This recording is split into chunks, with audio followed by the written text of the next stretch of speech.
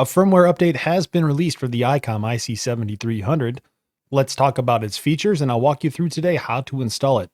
How's it going, everybody? I'm Ham Radio Dude. Let's jump into things.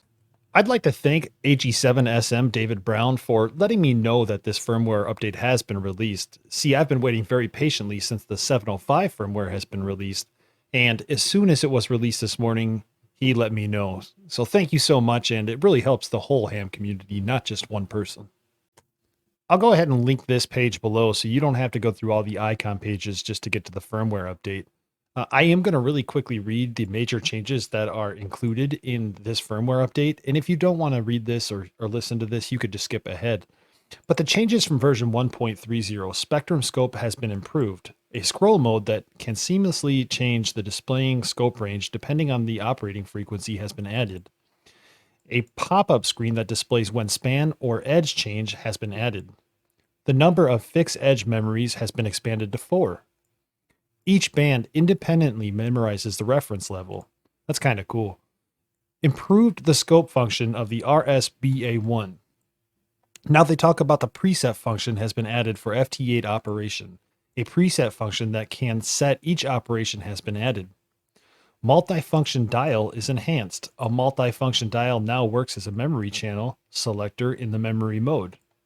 A multifunction menus customization function has been added, and a function indicator for the multifunction dial has been added.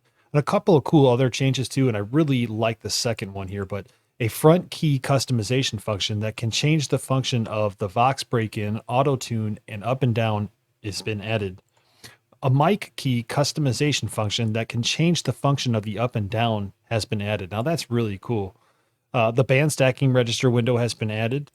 While operating in the data mode, the receive tone control is deactivated. And then the default setting of the CIV USB port has been changed to on-link from remote. And they do say, hey, refer to information for the IC-7300 version 1.4 for details.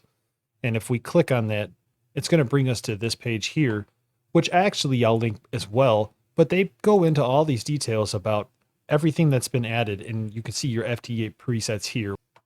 Let's go ahead and get our firmware, download it, and get it all installed on our radios. On this firmware download page that I just read off of, you can page all the way down to the bottom, and there'll be a download button. You have to click this little button here and click download. It should download into your downloads folder. For me, it happens to be my desktop. So once it's done downloading, let's take a look at the compressed file and see what we have to do. In my downloads folder or my desktop, you're going to see that I have a 7300_140 file, and it is compressed. We know that because there's a little zipper on the folder. So the first thing we're going to do is right click on it and click extract all. It's going to ask us where do we want to extract it, and we're going to go ahead and select a folder. So for me, it's my desktop and then 7300_140. I'm going to click extract, and it's asking me if I want to replace the files because I've already downloaded them. But you can click extract, and what you're going to get then is a pop-up that occurs, and you're going to have your folder here. And here it is, the 7300_140.dat file. So this next step is going to be involving taking that file and putting it onto an SD card. And I know I've been over this before, but I just want to reiterate. We're going to use this SD card here, and if you've used it before in your Icom, you might want to back everything up to your computer because it's always nice to have redundancy or multiple copies of something. Regardless, I am going to jump to the assumption that you've never actually had an SD card in there, and we're going to kind of go through those steps. So the first thing that we're going to want to do is we're going to want to take our SD card and we're going to place it into the SD card slot of the radio. The next step we need to do is we need to essentially get that data file onto an SD card. The SD card will then go into the radio and we're going to update it. But a couple of notes on SD cards in case it's your first time doing a firmware update. Icom has tested SD cards up to 2 gigabytes and found they were functional, and then SDHC cards up to 32 gigabytes, and specifically they were using the SanDisk brand. Now, your performance might vary with different brands of SD cards. In my case, I do have a SanDisk 16 gigabyte Ultra, which I'll be using. And so the first thing that you need to do if it's your first time with this memory card, as per the directions of the Icom website, is put your SD card into your radio. And then you're going to go to menu and set. And when you go to menu and set, you're going to have a couple of options. And one of your options is going to be SD card. If you click on SD card and you page down, there will be a format option. Go ahead and click format, and then it'll say, do you really want to format? You can click yes. After just a moment, it will say formatting, please wait, and then it will just disappear. That essentially means that the formatting has been completed. Now that we have our SD card formatted and ready to use with our Icom, we want to go ahead and we want to back up our settings, because if we don't back up our settings, we could lose them. If we lose our settings, we're going to be very upset. So on the Icom, what we're going to do is on the main screen, we're going to click menu, and we're going to go again to set. This time we're going to click SD card, and instead of clicking format, we're going to go up to save setting. When we click on save setting, we're going to click on new file. Here we're going to get a prompt, and it's going to look a little bit like this, where it says touch enter and it says file name. So right now my file name is set to 20,101_01. But since that's the only thing I have on there, I'm just going to click enter for now. And when I click enter, it asks me, do you want to save the file? I'm going to click yes. Just like that, it says it's completed. Next up, we're going to take that SD card out of the IC-7300 and place it into our computer. When we do that, we should get a folder that pops up that says IC-7300 on our SD card. Let's go ahead and confirm that is the case. And here it is. You can see my SDHC card and the IC-7300 folder. So I'm going to go ahead and open this up. And inside here, you have all your settings. So you have your captured screenshots, essentially, and you have information about like your voice recordings and your settings as well. As you can see here, this is the settings file that I just saved on my Icom, and I realize my date is off. Anyway, what I can do is I can copy this whole folder, the root folder, IC-7300, to something like my desktop. So I'll just right click and copy, and then on my desktop, I'll right click and I'll paste. Once that's done, I'll see that here's the folder on my desktop. So now I know I have multiple backups of the same file, right? The next thing we're going to do is we need to take this data file and we need to bring it over to the IC-7300 folder. To do that, we just need to take the file, the 7300_140.dat file, and copy and paste it into the IC-7300 folder that's on the SD card. I do realize I could have skipped a step by extracting it directly to the SD card, but I prefer to do it this way for whatever crazy reason. Anyway, once we have it copied over, it takes just a second.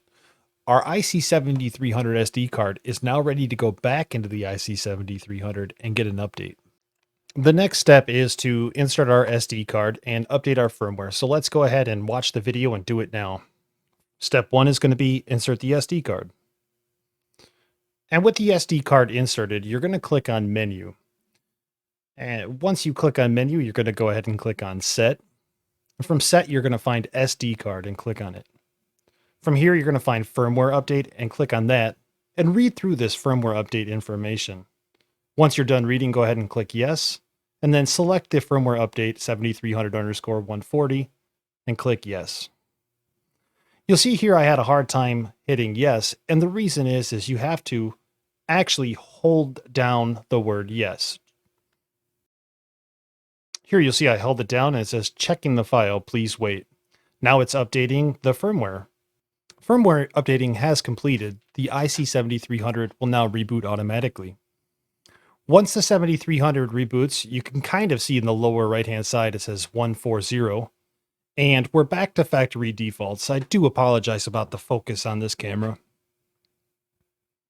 So with the 7300 firmware now on 1.4, we're going to go back to menu set, and we're going to go to SD card, but this time we're going to click on load setting. Go ahead and select that setting that you saved before we started the firmware update and click load file all.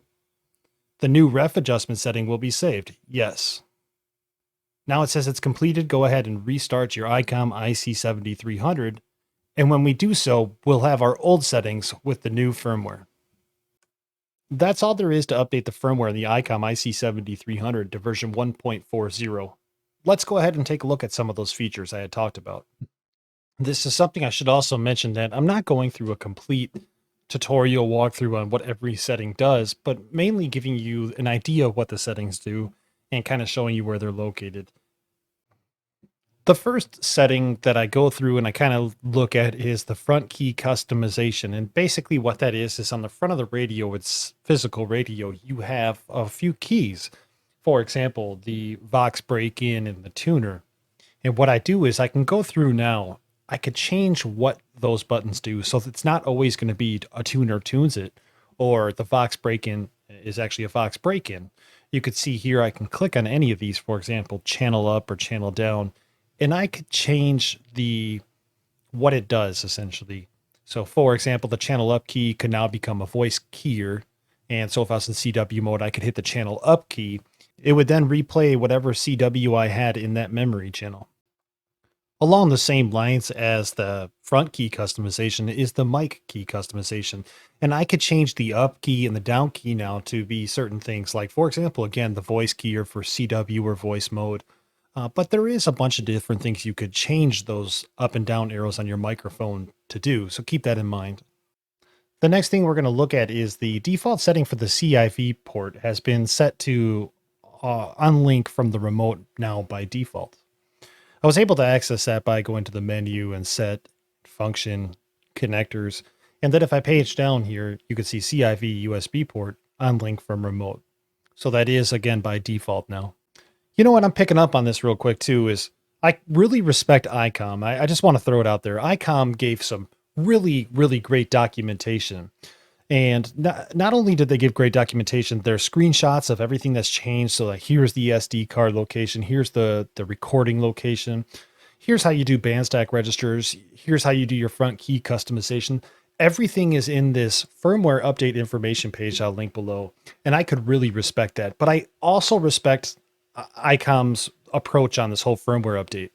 Whereas some other big name companies are out there right now saying, we'll fix one of your 10 bugs that are on your radio, Icom is like, hold my beer. And then they sit there and they make all this new cool stuff or all these added features to their radio. I could really respect that and get behind that. It shows a lot of care to do this for your customers, and you should probably get a lot of continued support if you continue to do this. So with that being said, guys, I'm not going to go over every single thing, but just know that this documentation is pretty amazing on what can be done. If you should have any questions, I am a little slow to respond, but I'd be more than happy to try to help. Until next time, thanks for checking out the channel. I truly do hope I helped somebody out there today. I'm Ham Radio Dude 73.